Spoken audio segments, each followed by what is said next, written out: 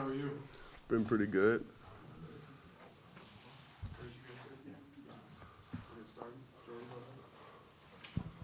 KJ, Coach Self has talked a lot about making sure you don't go into Christmas with a bad taste in your mouth.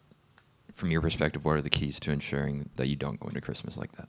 Yeah, of course. Just don't fall asleep. Take every team like it's the best team we're gonna play. You see a lot of teams right now, a lot of high-ranked teams losing right now. So we just got to make sure we just don't check out. Mics on both sides. Any questions? KJ, what have you kind of seen from Yale on the tape that you guys looked at so far? Yeah, not too much. We get our scouting report today, so we'll look at that today. We've just been focused on getting better and running on transition like we know we can.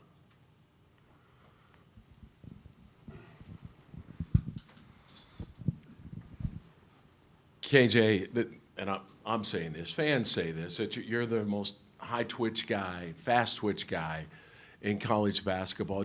Is there people that you kind of look at in the NBA that are explosive like you, that and you kind of look at, admire, maybe get some ideas from on your next dunk?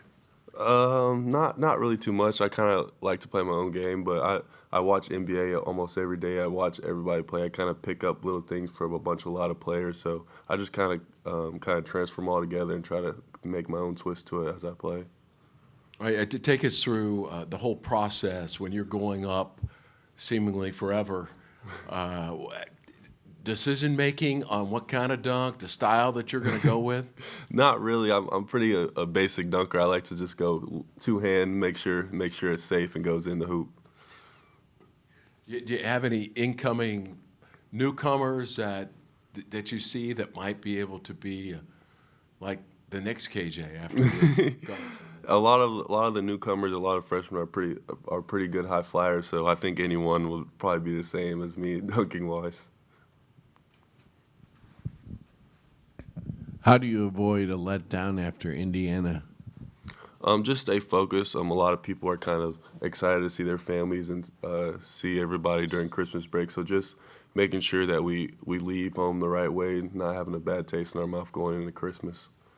Do you go home the next day, or do you get rushed to the airport after the game? I think a lot of people have different flights, but I think most of everybody's leaving the next day. What do you think of Juan scoring a lot again the last game? Do you talk to him about his role on the team, or just let him do his thing? Yeah, well, Juan's been here for a while, so there's not really that much of telling him what to do, but we definitely need him to score. He's one of the best three-point shooters on our team, so just getting him involved, and when he's aggressive, it helps us a lot. And what about Jamari's play? Yeah, Jamari's just been incredible. He's a guy that's always been doing this. He's been doing this since the first day he got here, so I'm just really excited that he's getting his show on a bigger stage other than practice. KJ, not necessarily talking about a piece, but what's one thing that you guys could, I guess, embrace or add over the break that sends you into Big 12? You know, if you had that magic wand and you could say, hey, we'd add this to our team to make us even better, what would you say? I would say probably two things, just spreading the floor out. It's hard kind of spreading the floor out when I'm on the floor because I'm not really that much of an outside threat. So just figuring out how to make sure we can kind of space the ball out a little more and spread the defense out. And then as well, just really playing good defense when it gets to that 10-minute mark in the shot clock. And then, you know, we've seen it a lot last year, this year too, where sometimes the offense will run through you.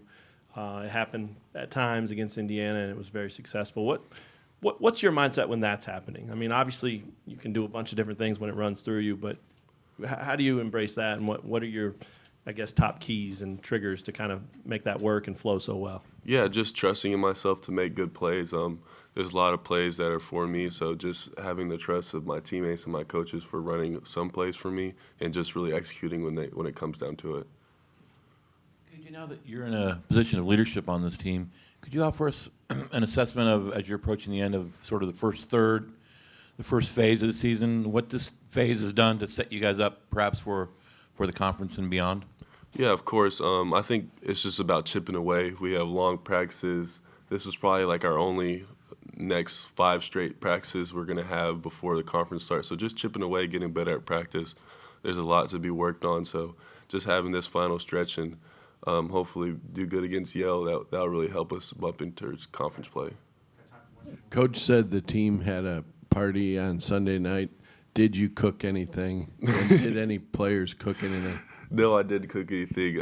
Miss Self and all the other coaches' wives really do a good job of preparing stuff for us, so they always get that covered. Hey, I wanted to ask you about Nick Timberlake too. All summer you guys talked about what a great shooter he is, and we've seen it in spurts. He's obviously in a little bit of a funk. Everybody's been through that. What are you guys talking to him about, and are you seeing him still knock down shots in practice? Yeah, of course. He had a really good practice yesterday, knocking down a lot of key open shots that he's usually made. So just getting there, getting more comfortable when he's playing, I think is going to help us. He's going to have a big role in part of our year. So I think just getting him more comfortable is going to help us a lot. All right, thanks, KJ. Thank you, guys. Thanks, man.